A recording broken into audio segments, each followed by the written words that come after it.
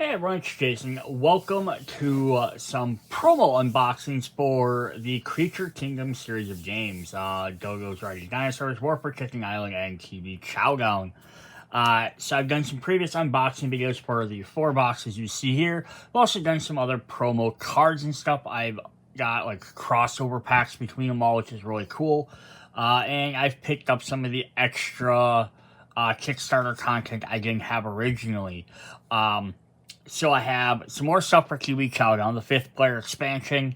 We're going to look at that. We have some of the War for Kicking Island, some of the extra figures. I don't yet have the 5th player expansion for that, so hopefully I'll be able to pick that up and do a video on that. And then we have a brand new promo for Dodos Riding Dinosaurs. So we're going to go ahead and start with that. So I'm just going to shove these guys off to the side for the moment. And we're going to look at a brand new promo figure. So this one just came out. So we get a new dinosaur and Dodo. We have Quetza and Ladder. Based off a Quetzalcoatl, Mayan mythological dragon, electric dragon usually. At least like whenever I play Final Fantasy. Yeah, this is definitely a cool little miniature here. So let's just pull that off there. Kind of on like a ruinous ladder there that they're climbing on, but it also has like big wheels so that it can drive around, which is really fun. And then he has a trophy helmet. Definitely cool. It's gonna be very interesting to paint. I started painting all my miniatures. Maybe I'll show them off if anyone's interested. Maybe I'll do a video with those. Yeah, so it's pretty cool. So if we flip him over. So now we have, like, as of right now, though, there's only the promo just for Dodos Riding Dinosaurs. I don't know if they're going to make a crossover card for all of these to play in the other 2 games. It would have been cool if they included all 3 of them, but I kind of did it. So it says, at the end of your turn, you may discard 1 card from your hand. If you do, activate Snakes and Ladders. And Snakes and Ladders ability says roll 1 die. If the result is a 1, 2, or 3, advance that amount. Yeah, so very interesting because it's a gamble for a chance to potentially move 1 to 3 spaces. Yeah, so because yeah, it's not going to be 100% not always going to get to. You have to sacrifice a card from your hand. You can only might move 1 space. But hey, it's at least an option you might have.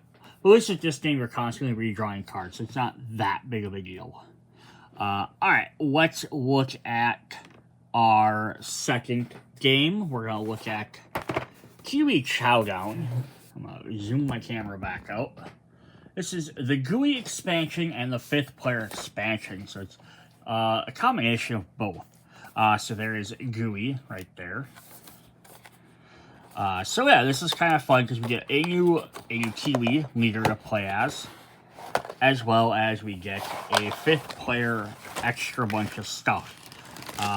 Dumping everything out there. Alright, so we will get a new 5th player board. Let me see if I can zoom my camera a little bit more there. So we get a black set of board to go with our other colors. So there's all that different stuff on there. This is side A. If we flip over, we have side B. Side B does, of course, have its extra ability, which is its asymmetrical side, which says whenever you play or gain a move action, you may pay 1 fruit to flip your face up your leader. So yeah, like you spend every time you move, you can spend to get your leader back. So it's kind of cool. Otherwise, all the rest of the stuff stays the same. We have all our different nests, cards, all that stuff is all the same there for the sake of the board, at least. Then we do get a stack of Kiwi cards. So they will all have the black borders on them, so the black backs. It's the same ones we have. Feed a Kiwi, move, build. Anything or gain some items, build, anything. So yeah, we have, because we flipped around, they're all going to be the same. So it's the same hand everyone else. All the other colors have, we just have a 5th color. So it is nice, so you could technically, even if someone wants to just play the black, you could play the black instead of one of the other colors. We get a baggie of our 20 Kiwi tokens, same as all the rest, just now in black color. Then the last thing we get for the 5th player part, well, the other thing we get is we also get a board. We get another board tile with some more victory point tokens. So this will be the same as the other board. We get our nest icons there, our 5th player icons. It gets 3 and 8 and 3 there. Flip back over, it'll be all the same as everything else. So just like all the rest of them. And then we got some of these are nice. So these are kind of cool as well. You got a set little holders for your miniatures, for your leader. So you can tell your leaders apart a little bit quicker. So you just have one for each color. And you know exactly which one your leader is. Now you can always buy more of these types of things to match all the other things. But that's kind of fun as well. Then in 5-player mode, so there's an additional steps. Build the island board as shown in the image. Place each tree nest from the first row on the island board. If you don't gain the immediately benefit, shuffle the season cards and place 2 of them on the second, 3rd, and 4th slot of the season board. Changes from the base rules. You must play only the 2nd, 3rd, and 4th seasons. During the season card resolution, you must resolve both season cards, gaining benefits accordingly in turn. First resolve season cards close to the season board, then the 2nd season card. So yeah, your board's gonna look like this now. If you're playing with 5 players, so they're adding up the 5th one in there. But you're also gonna put 2 cards in there, and this is just to help accelerate the game. You have a lot of more players out. They want to make sure more things are happening. Everyone's getting stuff. And that good setup there is you also place each tree nest from the first row on the island board. So you're going to start with a tree nest on each one as well. Just again, to help accelerate the game so it doesn't take longer to get into it. So that's pretty cool there.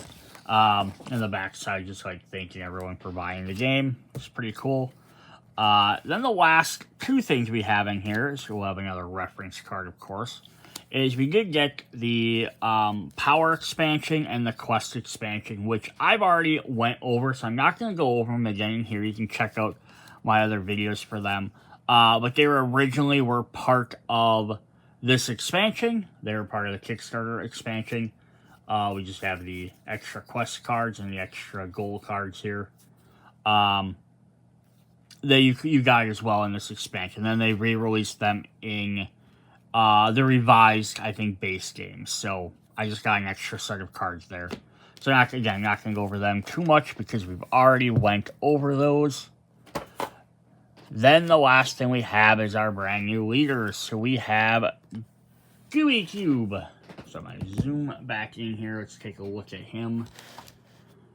So he says, Goowi Cube A has move Goowi Cube 2 hexes. Remove up to 2 Kiwi size 1 from different players in the landing hex. So he's like a gelatinous cube that's a Kiwi. He's just picking everything up. If we go to card B there, it says move Goowi Cube 2 hexes. Pull up to 2 Kiwi any size from adjacent hexes into the landing hex, then increase a size 2 Kiwi of yours to size 3. So that's kind of neat. So this one you can just pull smaller ones with him. This one you can pull them, but you have to then increase them. And then we get his little miniature, which is actually a neat little translucent green plastic. Be interesting to figure out how to paint this. But yeah, you can kind of see there's like that shell on there. Oops, and I dropped him down the table. But yeah, he's got his little beak and his mask there. Yeah, I have to figure out how to paint a fully clear miniature. But yes, that's really cool. He kind of keeps that gelatinous cube square design with him though. But that's fine. We got another one. And there were crossover cards with this guy as well, so I did a video on there as well, so you can use him in other games. So that's really cool. We got all of those as an extra little thing. So yeah, it's a 5th player expansion. If you want one more character, it's really cool. You get an extra character, extra card, especially if you have them. The crossover stuff, now you have the miniature to work with it. The 5th player thing doesn't add anything to the game generally, other than if you want to have a 5th player.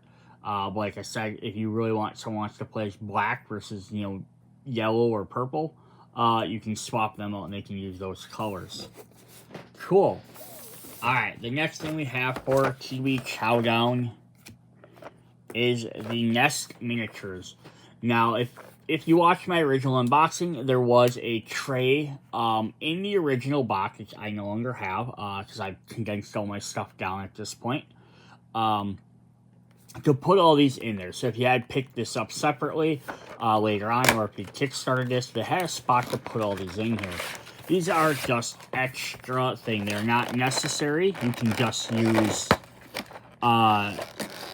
whatever tokens or whatever you have for those on the board. But this just adds a little 3D extra miniature for each one of the different nests. So yeah, they're pretty cool there. So we have our bottom one there.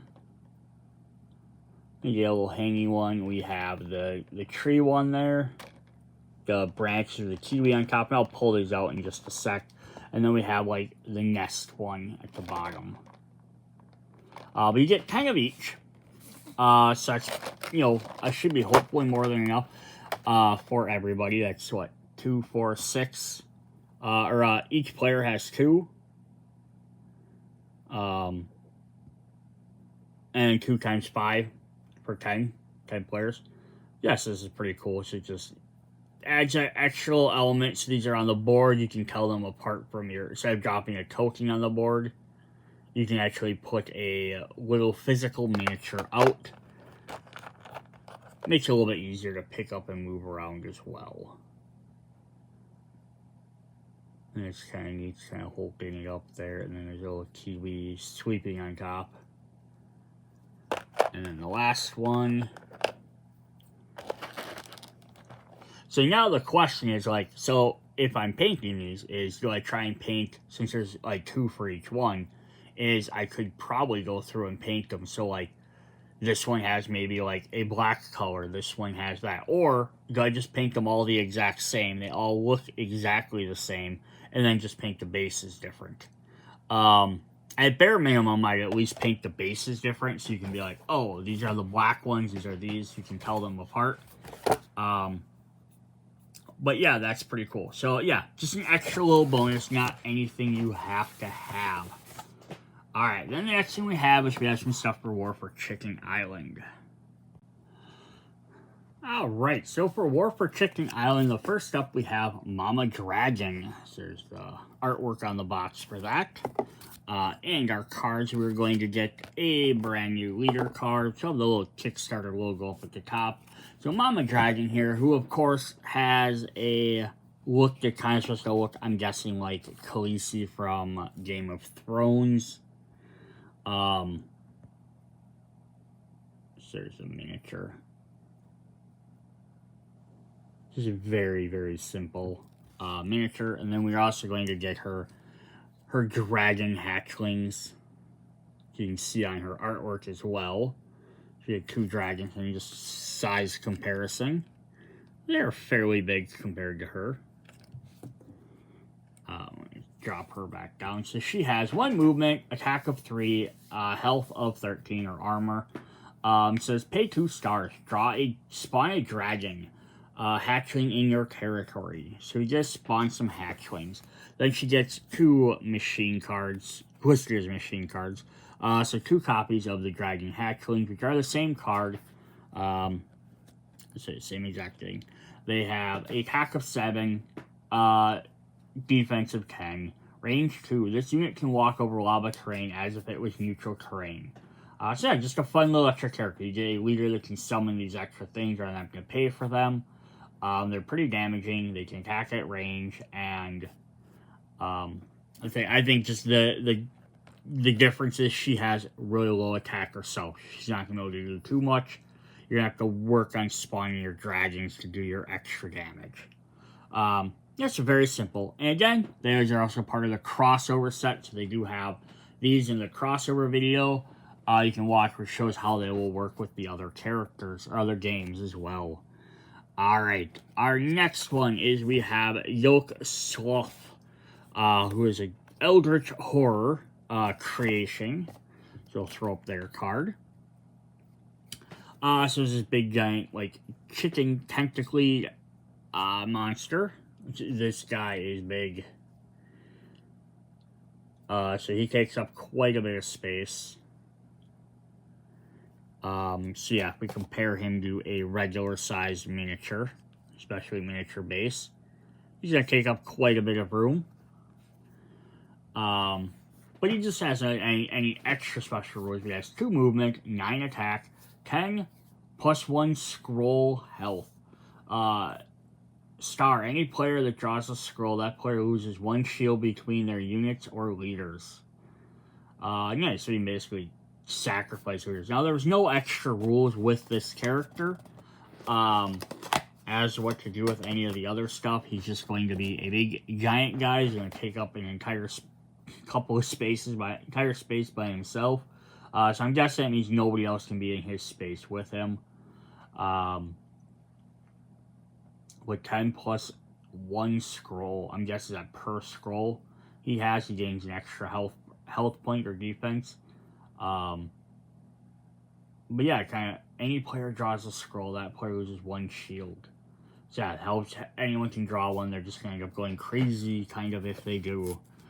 Alright, then the last one, and the last thing we'll have for this video is the other Eldritch Horror we have, the Cackle of Cluckthulhu.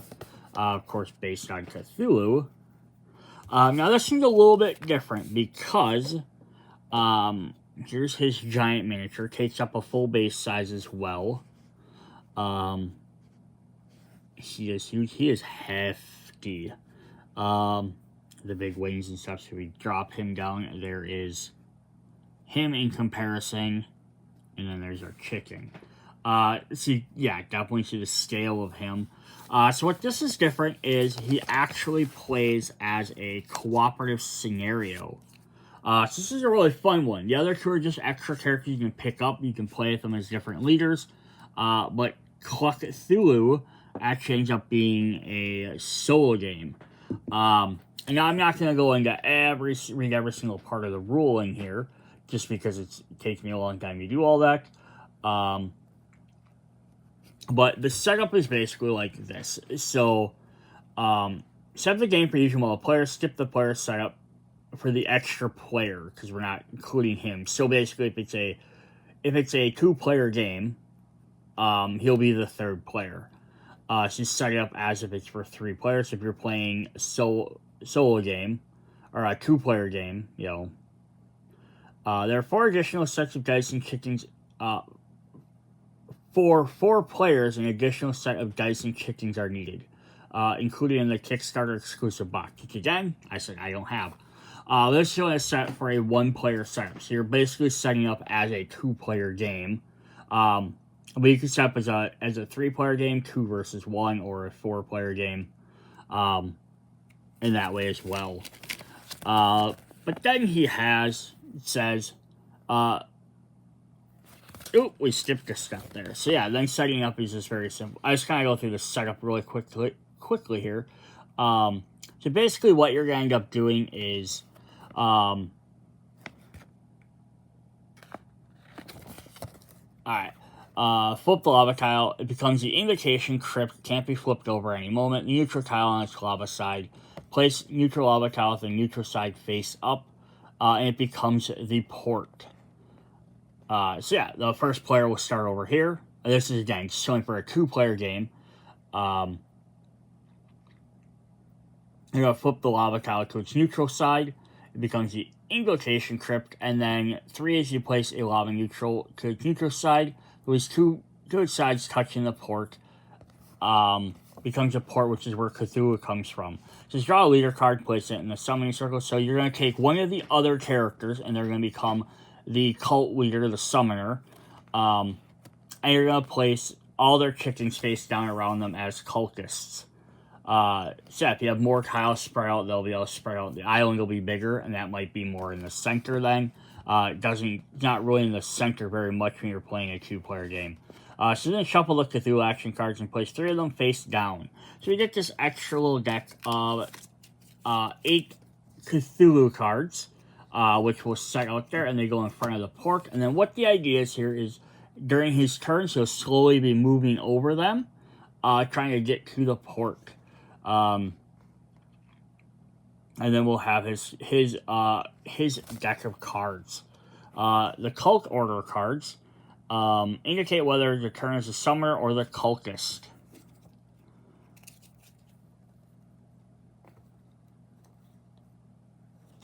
So they're going to show on the cards what you're trying to do. I missed something here. Place the cult order card next to it with the shield over it and the summoner's icon, defined on the matching board in the direction. 1 sec. Alright, sorry, I had to look up. So this is the cultist order card. Now, there isn't actually a physical one in the game, or mine just wasn't shipped with it. You can go to Board Game Geek and print one out. But this is supposed to be showing who acts and kind of what order they act. The Might, Cluckthulhu, and the Summoner, and all cultists have +2 strength and +2 armor bonus. And the priority text. So I couldn't find it. That's why I was just checking. I'm like, did I miss that card? But I guess it just wasn't in my box, or it didn't exist. But people do have it available for printing. Or you could just, fold this sheet up and leave that sitting out. So the objective, the goal of the game is to defeat the most amount of cultists and the summoner before Cluckthulhu arrives to the port. Once it arrives, you and your teammates must successfully attack it as many times as needed, equal to the amount of cards on the path, in order to win. If Cluckthulhu places 2 annihilation tags on a single chicken investigator leader, all players lose. Turn sequence, all players who most summon goes first. Each round, all players take their turn, alternating with the summoner or cultist, depending on the order card. And finally, when all players and an equal amount of enemy cultists have taken their turn, Cluckthulhu takes their turn, then new games. Players take turns as normally. Cultists.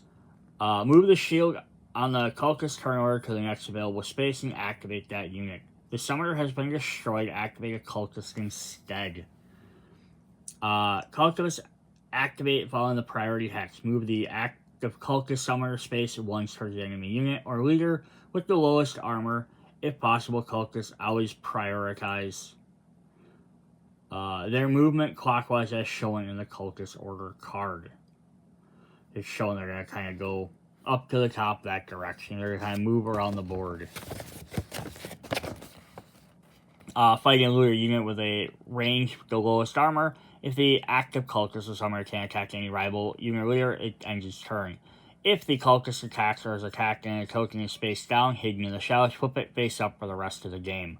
At the time, you don't know which one's which. You don't know which enemy or which mode of chicken you're fighting, so you have to kind of wait and see. Cluckthulhu's turn. Advances on the path one hex if using the Mac, and approaches the port. Reveals the action card where Cluckthulhu moves and resolves its effect. So resolves that, moves on top of it, we do the effect. And it has different action cards to do different things. We'll look at that in just a moment. Immediately after the effect ends on the last action cards are resolved, your arrives on port on the chicken island. Put the miniatures on the board into the port tile.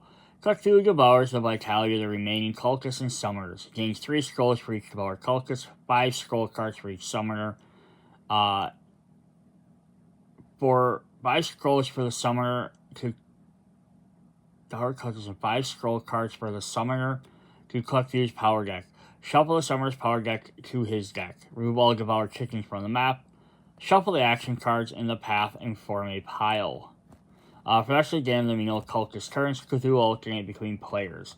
You're the top action card from the pile and resolve its effect. Cthulhu will make a 3-range attack against unit or leaders with the lowest armor. If no units are in range, he attacks the leader with the lowest armor regardless of range. When his action pile has no cards left, shuffle the discard to form a new action pile. So you start with 3 cards, but you're going to keep just cycling through them. Players attacking defend is normal according to the core rules. Players can use face down cards during combat. Cthulhu attacks a little bit different. You draw a scroll and adds power. Add half the power deck rounded down as a maximum of 8 to the fight. Reveal all cards by the cultists, add their modified strength armor. Cards used by the cult of Cluckthulhu with values greater than 1, add modifier as 1. You can kind of read that whole deck there if you want to read that a little bit closer. They're just going to kind of randomly play cards from the deck. It's an automated thing. All effects are ignored, except ones at grand power. Discard all cards used by the culters. Summoner and cultists use the same decks. Your chicken guess. Oh, I don't like that word. Instigators. I'm gonna call them that. It's not the right one. Versus Cluckthulhu. So versus a cultist, move the defeated cultist from the board, and the summoner gets 1 scroll for their power deck. Versus a summoner, the summoner is defeated, remove it from the board. All of its power deck becomes Cluckthulhu's power deck for the rest of the game. No cards can be added to the power deck. Versus Cluckthulhu, each time a player makes a successful attack against Cluckthulhu, choosing discard card from its action pile. When there are no action cards in its pile, players win. So as soon as all 3 are played, they do reshuffle. So there's never technically empty there, but you slowly gotta defeat them that many times. So again, you start with 3, you have to hit them 3 times. If any member of the cult successfully attacks a chicken leader, put the humiliation tag on it. Players lose the game if a single leader is humiliated twice. There are some variants. Easy, no initial shield for the summoners. Chicken, Q, and summoners start the game with 2 less cards in their power deck. Normal rules, nothing special. Extreme. Chaos in the chicken world. Add 2 more chicken Cthulhu action cards to the path. Add 3 scrolls to their power deck. Add 1 initial shield to Cthulhu and the cultists. Players can only communicate with each other by clucking. And then the Gunbeak Horror. Yog-Sothoth expansion needed. Use the Yog-Sothoth miniature as a character as a summoner. When Cluckthulhu's ability on its card activate Yog-Sothoth's ability as well if it's still on the board.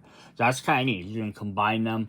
But it's also remembering that, so when you're playing this, is it can play a little bit different every time, maybe depending on who that your leader is. Some challenges: destroy all of them and defeat them. Destroy Cluckthulhu without destroying any cultists or summoners. Defeat them in all variants, and defeat them at all player counts. Yeah, it's a very, very simple. I mean, it's simple in the fact that it's just neat because it's like you gotta play against the guy, so you're mainly just playing against these automated chickens that are already on the board. And then you're gonna fight him. So he has some different power cards here. We're just gonna read what each one of those do. So it says all players lose 2 resources.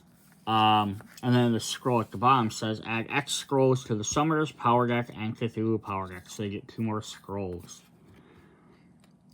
Here we have all players lose 1 shield, and they get 3 scrolls. All players lose 2 chickens. All players lose 2 scrolls. The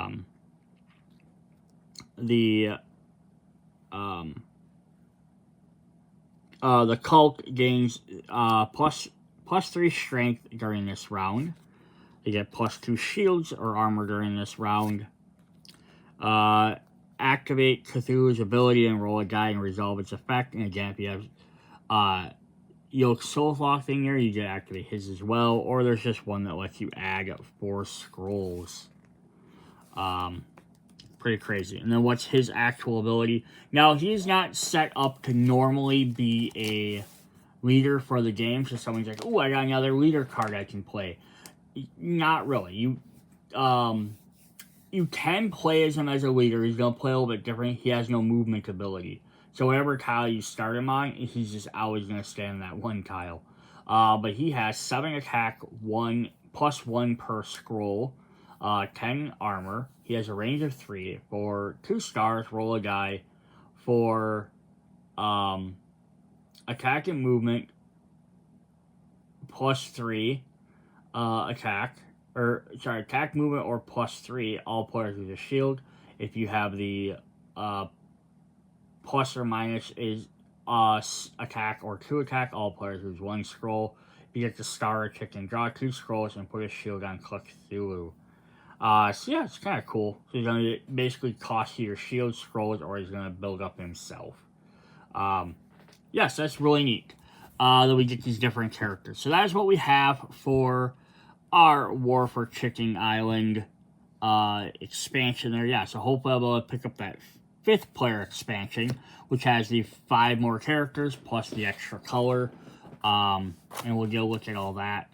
That's just all we have for this video. Hope you guys enjoyed it. As I get some more promos or some new games come out, there's a Dodo Riding Dinosaur first race, plus there's some other little convention promos out there. I will definitely do some more videos. See you guys later. Bye.